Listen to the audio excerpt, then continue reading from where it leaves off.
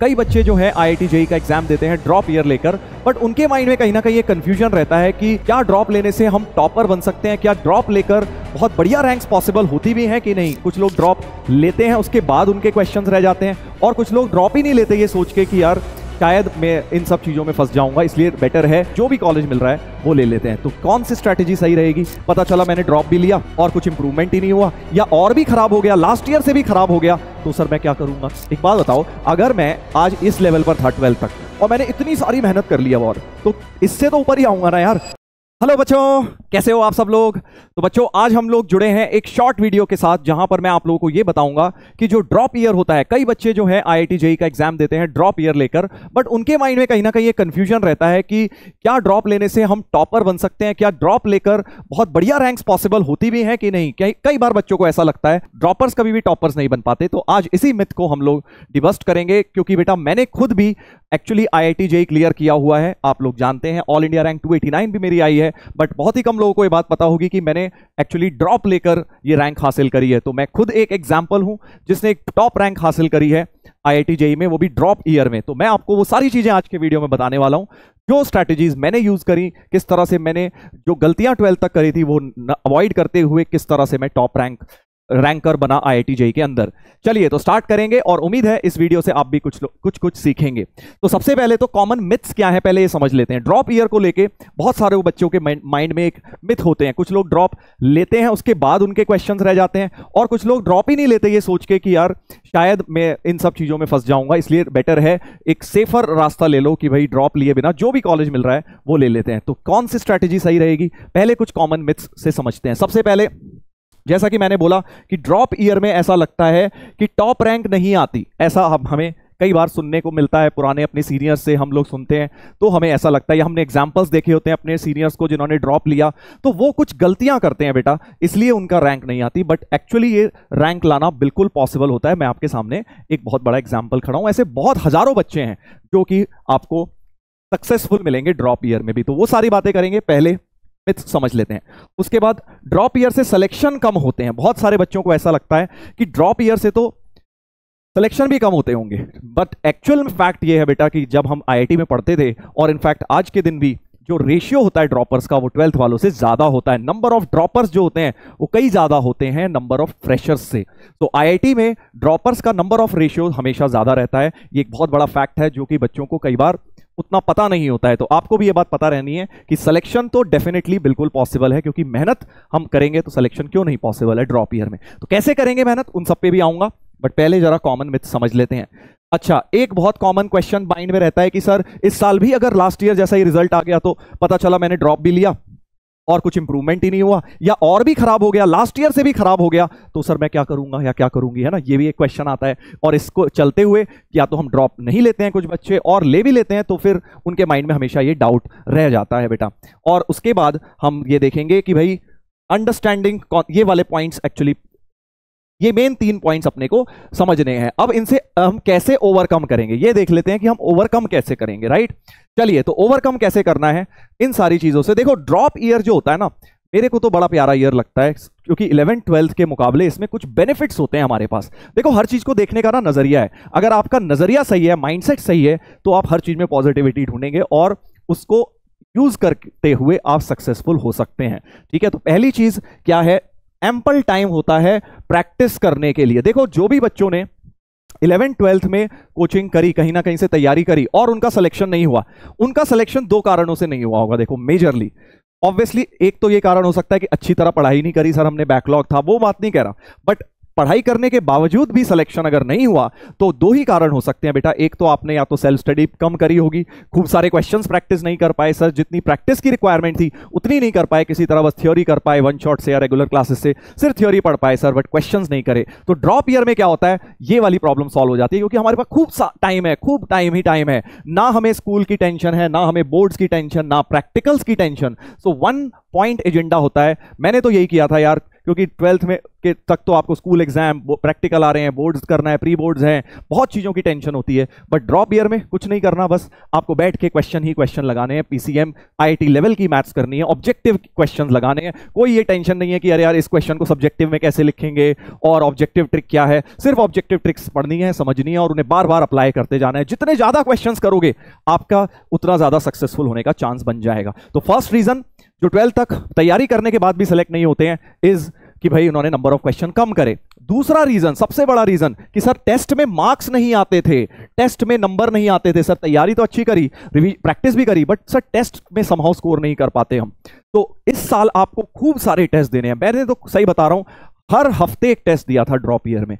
अब वो चाहे आपका जहां भी आप पढ़ रहे हैं कोचिंग में अगर हो रहा है तो ठीक है, नहीं तो आप सेल्फ प्रैक्टिस टेस्ट दे दो ना यार। आपको कौन रोक रहा है घर पे बैठ के हर संडे 3 घंटे का पेपर देने के लिए या 1 घंटे का पेपर, कोई भी सब्जेक्ट का टॉपिक वाइज। तो जितने ज्यादा टेस्ट लिखोगे उतना ज्यादा आपको समझ आएगा कि ऑब्जेक्टिव एग्जाम कैसे क्लियर होता है। देखो, एग्जाम क्लियर करना एक स्ट्रैटेजी के साथ एक टेम्परामेंट चाहिए। पढ़ाई तो सब कर लेंगे बट अल्टीमेटली जो रिजल्ट आना है, अब वो उस अच्छी बात कह लो या बुरी बात कह लो, वो रिजल्ट एक एग्जाम क्लियर करके ही आना है। तो उस एग्जामिनेशन को बेटा आपको अटेम्प्ट करना आना चाहिए और वो आप तभी सीखेंगे जब खूब सारे प्रैक्टिस टेस्ट देंगे, उनमें खूब गलतियां करेंगे, समझेंगे कि कैसे कौन सी स्ट्रैटेजी मेरे लिए बेस्ट वर्क कर रही है, कौन सा सब्जेक्ट पहले करूं, कैसे टाइम मैनेजमेंट करूं, कैसे नेगेटिव मार्किंग रिड्यूस करूं। तो ये सारी बातें टेस्ट वाली स्ट्रैटेजी, इस पर हालांकि एक अलग ही वीडियो पूरा बन सकता है, बट आपको अभी बस इतना समझना है कि खूब सारे टेस्ट देने हैं। जितने तुम टेस्ट दोगे उतना ही आप निखर कर आएंगे। आपकी जो तैयारी आपने करी आपको समझ आएगा टाइम के अंदर क्या आप वो क्वेश्चंस कर पा रहे हैं, सिली मिस्टेक्स तो नहीं कर रहे, और साथ साथ आपका इन टेस्ट देने से रिवीजन भी होता जाएगा बेटा। पुराना जब टेस्ट लिखोगे तो रिवीजन तो करोगे ही ऑटोमेटिकली, है ना, तो रिवीजन भी साथ साथ तुम्हारा होता जाएगा। मैंने तो यार यही किया था, क्योंकि खूब सारे टेस्ट दिए, खूब सारे क्वेश्चन लगाए और बिल्कुल एंजॉय करके पढ़ाई करी। बिल्कुल स्ट्रेस नहीं लिया कि अरे नहीं होगा, तो नेगेटिव थॉट्स को नहीं आने दिया। देखो यही लास्ट पॉइंट लिखा है, 4th पॉइंट पे आएंगे अभी, बट 5th पॉइंट जो लिखा है, अवॉइड ओवर थिंकिंग एंड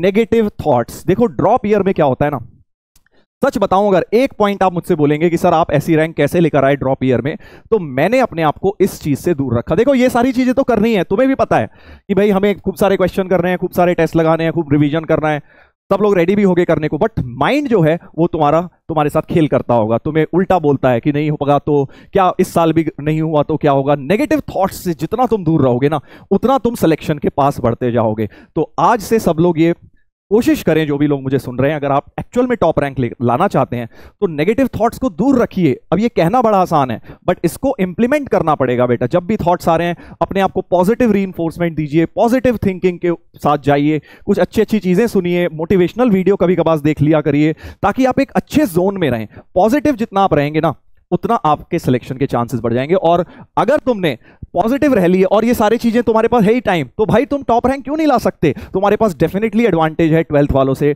ज्यादा, क्योंकि तुम दूसरी बार पढ़ रहे हो और तुम्हारे पास क्या है, तुम्हारे पास समय ही समय है क्वेश्चंस करने का। बस अगर तुम अपने माइंडसेट को पॉजिटिव रख लोगे और एक प्रॉपर तरीके से करते रहे चीजें, तो डेफिनेटली तुम्हें एज है यार। ये सब सोचने की जरूरत ही नहीं है कि इस साल भी नहीं हुआ तो क्यों नहीं होगा।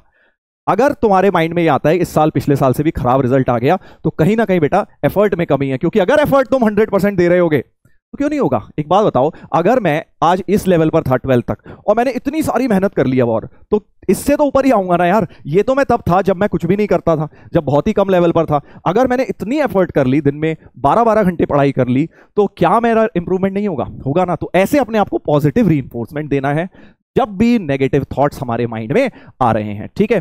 और अब आ जाते हैं इसके बारे में बात कर लेते हैं। ये बात मैंने प्रयास बैच के अंदर भी बताई थी, प्रयास 2.0 बैच में, कि भाई आपको ये x+y = 12, 13, 14 की स्ट्रैटेजी अपनानी है। सर अब ये क्या है, देखो अभी तक कई बच्चे सोच रहे होंगे कि सर आप सिर्फ उन्हीं की बातें कर रहे हैं जो बच्चे 12th तक पढ़ चुके हैं या जो एक बार ड्रॉप ले चुके हैं। व्हाट इफ हम पहली बार जेईई की तैयारी कर रहे हैं, हम ड्रॉप लेके 12th तक हमने करा ही नहीं।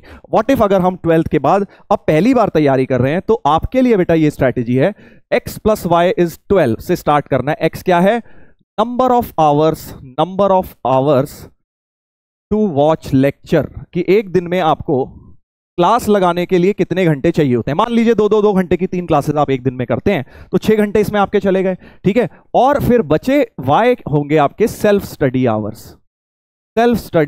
तो अगर आपने मान लीजिए यहां 6 घंटे लगाए तो कम से कम 6 घंटे डेली सेल्फ स्टडी करनी है। यहां पर लोग मात खा जाते हैं जो कि पहली बार तैयारी कर रहे होते हैं, वो सिर्फ इतना पढ़ लेते हैं। उन्हें लगता है क्लास कर ली, 6 घंटा बहुत हो गया, बहुत पढ़ाई कर ली, बट बेटा उससे रैंक नहीं आएगी आपकी। टॉपर अगर बनना है तो ये वाई की वैल्यू बढ़ाइए।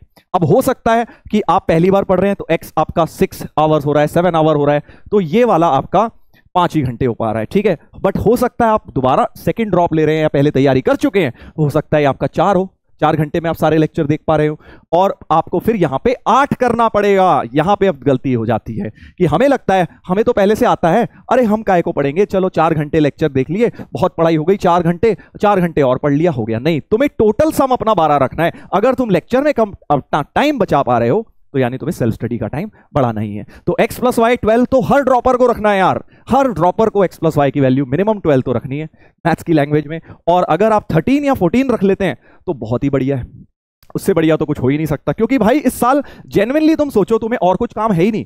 तुमने ड्रॉप क्यों लिया है? ताकि तुम बैठ के आईआईटी फोड़ पाओ और आईआईटी की तैयारी कर पाओ। सिंगल पॉइंट एजेंडा है तुम्हारी लाइफ में, और कुछ तुम्हें सोचना ही नहीं है। सिर्फ खाना पीना, नहाना धोना और आपको थोड़ी बहुत एक्टिविटीज करने के लिए जो समय चाहिए दिन में, सोना 8 घंटे 7-8 घंटे सोइए, 2-3 घंटे और निकाल लीजिए, तो आपके पास फिर भी 12 से 14 घंटे आराम से बचेंगे, ठीक है। और 14 से ज्यादा मत पढ़ना यार, क्योंकि ज्यादा पढ़ोगे 14 से ज्यादा जनरली फिर उतना आउटपुट नहीं आता है बेटा। बस हम बैठे हुए हैं किताबें लेके, बट आउटपुट नहीं आता है। अगर आप जेन्युइनली चाहते हैं आपका आउटपुट आए तो 12 से स्टार्ट करो। 12 अगर इजीली कर पा रहे हो तो उसे 13 करो, और फिर 2-3 महीने बाद उसे 14 करने की कोशिश करो। बट 12-13 भी अगर आप करेंगे तो अच्छी रैंक ला सकते हैं। मैं पर्सनली बताऊं तो मैं लगभग 14 घंटे करता था। मेरा पर्सनली x + y की वैल्यू 14 आ जाती थी जनरली ओवरऑल। कभी 12 भी होती थी, किसी दिन 14 हो जाती थी, मतलब ओवरऑल 13 आ जाती होगी। तो अगर आप ये बेटा फॉलो कर पाएंगे तभी टॉप रैंक आएगा। देखो यार, मेहनत अगर करनी है, मेहनत तो करनी पड़ेगी। अगर कोई रिजल्ट चाहिए, कोई बड़ी चीज अचीव करना चाहते हो लाइफ में, आईआईटी क्लियर करना टॉप रैंक के साथ एक आसान चीज नहीं है। अगर आप वो चाहते हैं तो भाई इस 1 साल अपनी 100% एफर्ट देना ही पड़ेगा। और अगर तुम वो दे दोगे तो दुनिया की कोई ताकत नहीं है जो बेटा तुम्हें रोक पाए एक अच्छी रैंक लाने से, ठीक है। चलिए, तो ये छोटी सी स्ट्रैटेजी मैंने आपको बता दी है किस तरह से आप प्लानिंग करेंगे तो आपका टॉप रैंक्स पॉसिबल हैं इवन ड्रॉप ईयर में, ठीक है। तो ऑल इन ऑल अगर कंक्लूजन करूं तो सिंपल सी बात है, अपने ऊपर विश्वास रखिए, believe in yourself, that is the conclusion. और नेगेटिविटी से दूर रहिए। नेगेटिव थॉट से जितना तुम दूर रहोगे और एफर्ट तुम करते जाओगे तो तुम्हारा सिलेक्शन क्या, तुम्हारी रैंक भी बेटा अंडर 100, अंडर 50 में से भी बेटर रैंक्स लाने की पूरी पॉसिबिलिटी है, ठीक है। चलिए, तो आई होप आप लोगों ने बेटा इस वीडियो से कुछ सीखा। और अगर बेटा आपने अभी भी अपनी तैयारी को स्टार्ट नहीं किया है, या आपकी जो जेईई की जर्नी है उसमें बीच में कहीं ना कहीं ब्रेक लग गया, आपने थोड़ा सा अपना एफर्ट में कहीं कमी रह गई है, तो बेटा अभी भी मौका है, अभी भी काफी टाइम बचा हुआ है। आप लोग अपना ड्रॉप ईयर में जेईई की जर्नी को अभी भी पूरा कर सकते हैं और अभी भी एक अच्छी रैंक पा सकते हैं। जी हाँ, बिल्कुल। प्रयास 3.0 बैच जो है अब ऑलमोस्ट आ गया है, लॉन्च हो चुका है, तो आप लोग उससे भी अपनी तैयारी शुरू कर सकते हैं और जेईई की जर्नी को कंप्लीट कर सकते हैं। चलिए, so thank you so much and wishing you all the best.